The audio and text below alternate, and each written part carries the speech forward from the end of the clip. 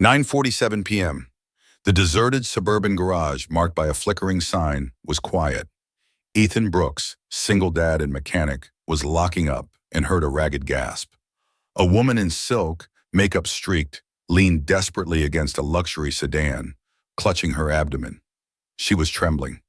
I can't go, she whispered, voice tight. I can't. She crumpled, tears mixing with the rain. Ethan rushed forward, catching her, sensing her panic. No driver, no security. He made a decision. I'm taking you to the hospital. He didn't know she was billionaire Ava Sterling, or that this night would fundamentally shift both their lives. Ethan Brooks lived his life by the steady, unglamorous rhythm of a blue-collar clock. At 36, he worked 10 to 12 hours a day in his dilapidated suburban auto shop. Most of his meager earnings went toward his daughter, 8-year-old Lily, a quiet, brilliant girl with mild asthma. 5 years ago, a sudden stroke had stolen his wife. The grief was a constant, dull ache, and it forced him to abandon his promising career as a certified automotive engineer. He traded precision blueprints for simple oil changes, sacrificing his dreams for the one thing that truly mattered: his daughter. His life was a predictable loop: quick, simple dinners with Lily, followed by hours helping her with homework, the smell of spent engine oil clinging to his clothes, and a growing pile of bills he scrambled to cover. He was a good man, decent and reliable, but completely invisible to the powerful. His customers loved his honesty, but society dismissed his profession. Then, Ava Sterling appeared in the flickering neon light, a vision of high fashion and disaster. Her silk gown was smeared with dust from the ground where she had struggled. She gasped for air, her hands clutching the expensive fabric like a lifeline. When Ethan finally reached her, his voice was calm and steady against the hysteria of the night. "Ma'am, are you okay?" Her reply was a desperate, almost silent plea. "Don't leave me." The words resonated with a profound, terrifying loneliness that transcended class. Ethan understood abandonment. He scooped her up, his strong arms surprisingly gentle, carefully placing her in the cab of his beat-up Ford pickup. He pulled his heavy, worn mechanic's jacket from the seat and draped it over her shoulders, its pungent scent of gasoline and steel, a grounding, tangible reality against her cold fear. The drive to the hospital was a blur of flashing wipers and hurried whispers. Ava cried, deep, ragged sobs of pain and terror. Through the tears, she repeated the same phrase over and over, with a horrifying urgency. "I can't go there, not alone. Please, I can't." Ethan, concentrating on the slick road, felt a surge of pure, protective instinct. He spoke to her, his voice a low, grounding rumble. "It's okay. Just focus on my voice. I'm here. You're safe." He never once asked who she was or why she was alone. To him, she was simply a human being in crisis, far removed from the headlines. The scene at the emergency room was chaos. As he carried her past the triage desk, a doctor recognized the famous face. "Is that Sterling, the billionaire?" The name echoed through the sterile halls, but Ethan barely registered it. He stayed by her side, ignoring the widening eyes of the staff. When the nurses finally had her settled and hooked up to an IV, Ethan remained on the uncomfortable plastic chair, silently holding her trembling hand. Ava clung to him, her grip surprisingly fierce for a solid 30 minutes, while the emergency crew stabilized her breathing. This fragile connection, this desperate, wordless trust, was a revelation. His phone buzzed. A text from his daughter. "Daddy, where are you? I saved you a cookie." Ethan glanced at the phone, then at the sleeping billionaire CEO beside him, her pale face resting against the crisp white pillow. He typed his reply with one thumb, his gaze never leaving the woman he was protecting. "Saving someone tonight, sweetheart." He was truly an invisible man, but tonight he was the essential anchor that held a powerful empire together. Ava Sterling awoke the next morning to the antiseptic smell of the high-end private suite. She was immediately aware of two things: the immense relief that the paralyzing panic was gone, and the heavy oil-scented weight of a familiar, worn coat draped over her legs. It was Ethan's. She realized the last thing she remembered was his firm, gentle grip. Her personal physician, already standing by, explained the events of the previous night. "Your panic attack was severe, Miss Sterling, But your driver was extraordinary. He commandeered the room. He spoke to you constantly, held your hand, and helped regulate your breathing. Frankly, he was the only thing that kept you calm enough to receive treatment." Ava felt a strange, profound warmth spread through her chest. No one had ever fought for her like that, certainly not without a clear, measurable motive. "I want to see him," she commanded immediately. Ethan appeared an hour later, looking tired, self-conscious, and apologetically greasy from a morning spent catching up on work. He was wearing the same faded shirt, now with a fresh smudge of carbon black just above his breast pocket. Ava looked at him, disbelief softening her normally hard gaze. "You stayed? All night?" Ethan shrugged, uncomfortable with the intensity of her stare. He avoided the luxurious furnishings and the crisp cleanliness of the room. "I just wanted to make sure you were stable before I left. Anyone would do that for a stranger." Ava shook her head, slowly, a faint, sad smile on her lips. "No, they wouldn't.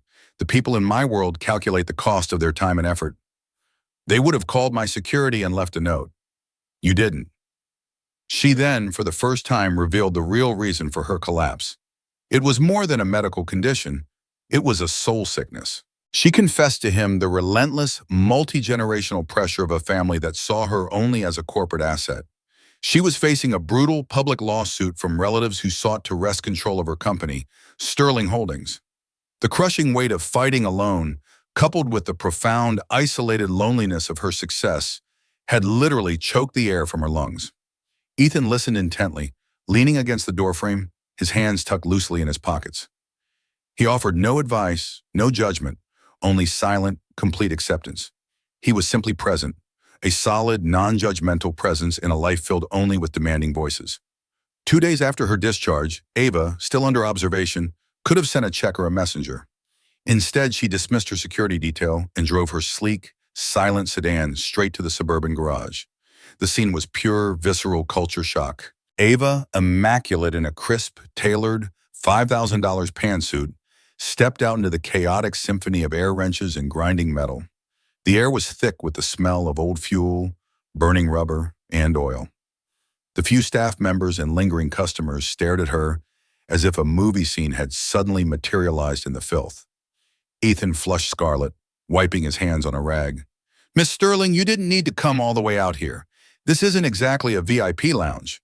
"I wanted to," she replied simply, stepping carefully around a pool of hydraulic fluid. The defiance in her tone was not for him, but for the world that expected her to be anywhere else. She then made the offer, a standard corporate transaction. "Ethan, you saved my life. I want to compensate you. Name your price. A large sum, a new garage, anything you need." Ethan looked her straight in the eye, his expression unyielding. "Saving people doesn't come with a bill, Miss Sterling. That part is free." Ava stared at him, dumbfounded. It was the first time in her life that an act of kindness directed toward her hadn't been immediately followed by an invoice, a demand, or a strategic manipulation. She finally saw integrity in action. The visits didn't stop. Ava began dropping by the garage frequently. She didn't announce herself. She simply brought him high-end coffee and quietly watched him work. She would sit on an old, overturned tire, observing the quiet artistry of his hands as they resurrected dead engines. She asked simple, genuine questions about Lily, showing curiosity about his life, not his salary. Lily and Ava formed an unlikely, immediate bond. Lily loved Ava because the CEO treated her small, silly jokes with genuine laughter and complimented her artistic intelligence. Ava, in turn, found herself opening up to Ethan and Lily. She spoke about her mother, a kind woman who passed when Ava was only 15, leaving her emotionally stranded in a world that only cared about her inheritance. Ethan, seeing the deep wound of loss, shared his own. He spoke about the terrifying final night his wife died, the helplessness, the devastating regret, the biggest emotional burden he carried. Two damaged souls, one encased in wealth, the other in poverty, found a rare shared moment of profound peace. They bonded over loss, not luxury. The small sanctuary couldn't last. Paparazzi, alerted by a disgruntled member of her staff, soon caught sight of Ava repeatedly visiting the dusty garage. Rumors exploded across the internet. "Billionaire, seen with unknown mechanic." Is Sterling finally breaking down? Ava read the malicious headlines, her lips barely twitching. "Let them talk," she told Ethan, her voice hardening. But the stress of her world was now beginning to seep into his, threatening the precious peace they had cultivated. Before leaving one afternoon, she silently placed a small, simple gold necklace on his desk. It was her mother's, a piece she hadn't worn since the funeral. A true gesture of gratitude and trust. Ethan immediately retrieved a small wooden box and gently stored it away. He was too honored and too scared to accept such a profound gift, recognizing its sacred significance. The media storm surrounding the mechanic and the millionaire galvanized Ava's opposition. Her family, particularly her uncle, Victor Sterling, who was viciously campaigning to replace her as chairman, used the rumors as a weapon. They branded Ava as mentally unstable and accused Ethan of being a gold-digging opportunist. A venomous news story was released, meticulously outlining Ethan's financial struggles and his abandoned engineering career. Failed engineer, in debt, living off driving gigs, a con artist preying on an heiress. The article painted him as a bitter, frustrated man trying to use a fragile CEO for financial gain. Paparazzi descended upon the garage like vultures, harassing customers and staff. Ethan had to install a temporary chain-link fence just to work. The intimidation escalated. One afternoon, a group of slickly dressed men from Sterling Holdings arrived. They were muscle, not lawyers, and they cornered Ethan, their faces hard. "You are to stay away from Miss Sterling," the leaders sneered. "You're ruining her reputation. You're low class. She's not your kind." Ethan stood his ground, wiping oil from his hands with deliberate slowness. He was outmatched physically, but not morally. "She's a person," he stated, his voice low and dangerous. "Not your possession. You have no authority here." Just as the man raised his hand, Ava's black sedan pulled up sharply.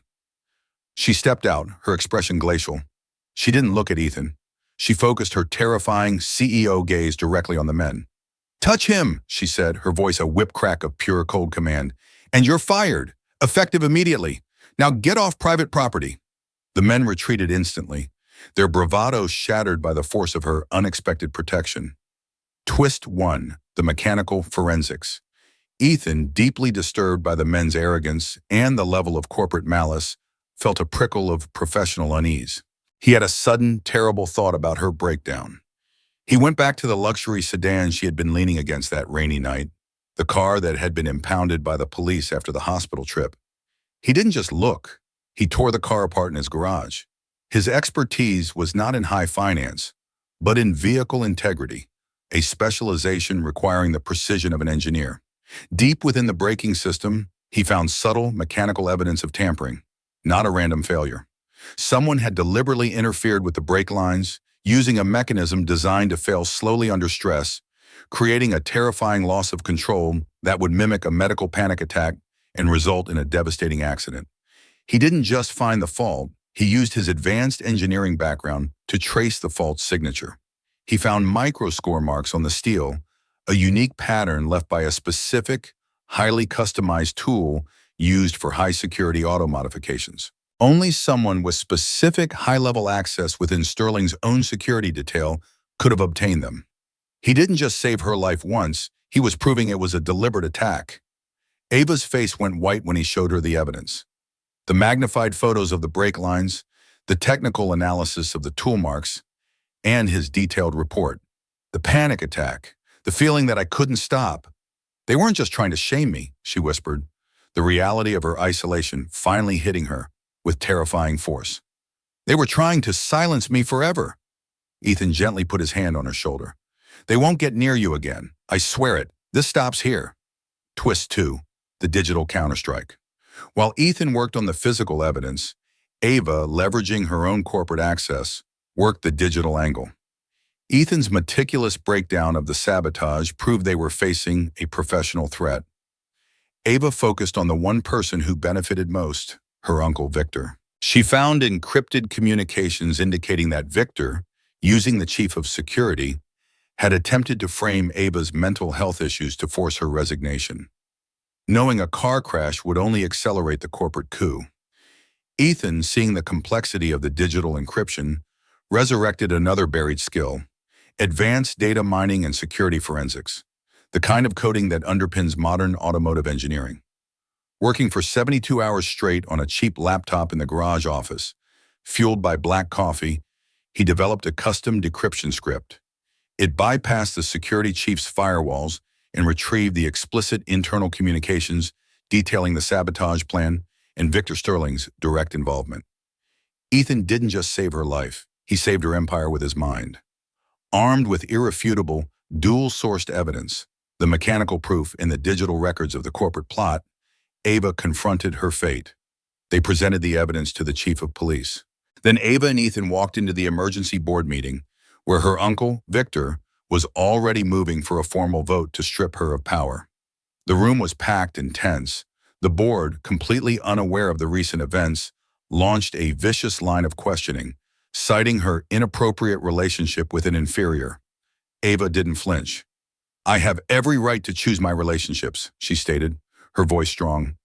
"But if you want to speak of honor and value, let me remind you, the man who saved my life twice and then saved this company with his honesty and brilliance has more honor, integrity, and personal courage than anyone in this room." Her uncle, furious and cornered, played his final card. "You are mentally unstable, Ava. You've lost all sense of corporate decorum." At that moment, the door opened. Ethan stood up quietly, dressed in a borrowed, neat suit that felt stiff on his broad shoulders. He stood beside Ava as two uniformed police officers entered the room. Ethan stepped forward, handing the evidence folder directly to the chief of police. These documents detail the attempted murder and corporate espionage, ordered by Mr. Victor Sterling. The room plunged into a profound, suffocating silence as the police calmly moved toward her uncle and placed him under arrest. When the chaos subsided and the room was empty save for the police and a handful of loyal advisors, Ava began to shake. All the strength she had used to command the room drained away. Ethan, without a word, pulled her into his arms. She finally broke, sobbing into the oil-stained scent of his collar, the first time she had ever let anyone see her absolute raw weakness. He reached into his pocket, pulled out the small box, and retrieved her mother's necklace. He gently clasped it around her neck, his rough fingers brushing the cold metal. "She'd want you to fight for yourself, V. You won. You're safe." With her uncle incarcerated and the security risk eliminated, Ava dramatically restructured Sterling Holdings. She stepped back from daily operations, giving herself the one thing she'd never had: time. She spent that time, every single evening, at Ethan's small, warm home. The transformation was gradual and beautiful. Ava learned to live simply. She traded Michelin star chefs for complicated, often burnt attempts to cook simple pasta with Ethan. She laughed as he patiently showed her how to saute garlic, a task she approached with the precision of a high-stakes deal. She learned the rhythms of his life, helping Lily with homework, struggling with the complexities of assembling a cheap bookshelf, and spending an afternoon planting simple petunias outside the garage. Ethan, in turn, discovered that behind the CEO's ice-cold facade was a fiercely intelligent, lonely woman who thrived on structure and love. She wasn't high maintenance. She was just isolated. Ethan undertook a project that was deeply symbolic. He found an old, beautiful vintage car, a 1965 Ford Mustang, a gift from Ava's mother that had been sitting in the basement of her old family estate, non-functional for 12 years. It represented the last piece of genuine, uncorrupted love in Ava's life. Ethan took it as a personal mission. Over weeks, he meticulously worked on it, his hands weaving mechanical magic. He replaced the carburetor, rebuilt the transmission, and painstakingly restored the chassis. It was more than a repair. It was an act of emotional resurrection. The day he finished, he polished the car until the crimson paint gleamed. He led Ava to the garage where the car sat fully restored, perfect and running. When he turned the key and the engine roared to life for the first time in over a decade, Ava broke down, tears streaming. She walked around the car, tracing the familiar lines. "I thought I lost this forever," she choked out, her hand resting on the smooth leather seat. "Not everything is lost, Ava," Ethan replied softly, linking their hands. "Some things just need a little gentle repair." Their domestic rhythm deepened. Ava now helped Ethan manage the books for the garage, applying her CFO-level financial skills to ensure his small business was finally profitable, paying off old debts. She used her intelligence to protect his future, just as he had used his skills to protect her life. Despite the calm, the external world still threatened. One of the lingering old guard shareholders, clinging to the old ways, sent a cutting email to Ava. Your relationship jeopardizes the company's image. Choose the board or that mechanic. We cannot have a CEO whose life is anchored in a suburban garage. Ava brought the email to Ethan, her face clouded with genuine sadness. Maybe they're right, Ethan. Maybe we're just too different. Maybe I'm dragging you into a world you don't want. Before Ethan could answer, Lily rushed in, clutching her favorite book. She hugged Ava tightly around the waist. Don't leave, Miss Ava. Daddy smiles more than he ever did when you're here. We need you. Ava looked down at Lily, then up at Ethan. She saw the light in his eyes, the genuine, unforced happiness that had only returned since she started showing up. She realized his humble home was the only place in the world where she was allowed to be happy, where her wealth and power were irrelevant. That evening, as they sat on the small front porch, the air fragrant with the new petunias, Ethan finally admitted the terrifying, profound truth he had held back for months. He reached out and gently traced the lines on her forehead. I was scared to say it, Ava. Scared of what you represent. Scared of losing you like I lost her. Scared of being burned. But I have to say it. You don't feel like a rich woman. You feel like the person who makes this house a home. You feel like home to me. Ava leaned her head against his shoulder, her hand finding his. Her answer was a quiet, trembling confession of her own. And you feel like the life I never got to live. The one where love is honest and danger comes from a broken brake line, not a boardroom. You are my peace. They held each other for a long time, the declaration of love unspoken, yet profoundly understood. The bond was sealed in a small gesture. Lily presented Ava with a crayon drawing, a vivid picture of the three of them holding hands under a brightly colored roof, with a single, scrawled word, us. Ava carried that drawing everywhere, a folded reminder of the family she had chosen. 1 month later, Ava stood at a grand press conference unveiling the complete restructuring of Sterling Holdings. It was a sleek, modern headquarters, a physical testament to a new era of transparency and ethical governance. We will now operate with integrity, she announced to the global media, her voice firm and ringing with conviction, because someone showed me what real integrity looks like every single day in a dusty garage. She spoke not just as a CEO, but as a person remade by love. The audience, packed with investors and reporters, was captivated. She paused, her gaze sweeping the room, stopping when she found Ethan standing nervously near the back, looking out of place yet completely essential. Before I take questions, she concluded, her voice thick with emotion, I have an introduction to make. This is Ethan Brooks. She gestured toward him. He is the man who saved my life. The man whose hands are strong and whose mind is brilliant. And he is the man who reminded me I still have a life worth living. Just as the applause erupted, Lily, bursting with excitement, ran past the security rope and launched herself into Ava's arms. The image of the billionaire CEO and the mechanic's daughter embracing on the podium was captured and instantly went viral, moving the world with its undeniable truth. Family triumphs over finance. Later that evening, back in the small, familiar sanctuary of the garage where their story began, Ethan was cleaning up. Ava appeared, not in a power suit, but in a simple dress and his old jacket, clutching a small box. Ethan looked at her, anticipation making his hands shake. Ava? She opened the box. Inside lay her mother's gold necklace, simple and elegant. But attached to it was a small, new, intricately carved silver tag, which she had engraved herself, saved and found. Ava took his rough hand in hers, her gaze holding his steady. The panic attacks are gone, Ethan. The fear is gone. I don't need security anymore. I can go anywhere now because I know where I belong. Ethan's eyes misted. He realized this wasn't a question of marriage. It was a promise of belonging. With us, he whispered. Ava nodded, tears sparkling. She reached up and gently placed the necklace back around her own neck, the saved and found tag resting right over her heart. With you and Lily, forever. I need the mechanic more than I need the millions. Suddenly, Lily, who had been hiding behind a stack of tires, burst out, her face beaming. "Does this mean you're staying forever, Miss Ava? Will you be our mommy?" Ava laughed, a sound of pure, unbridled joy.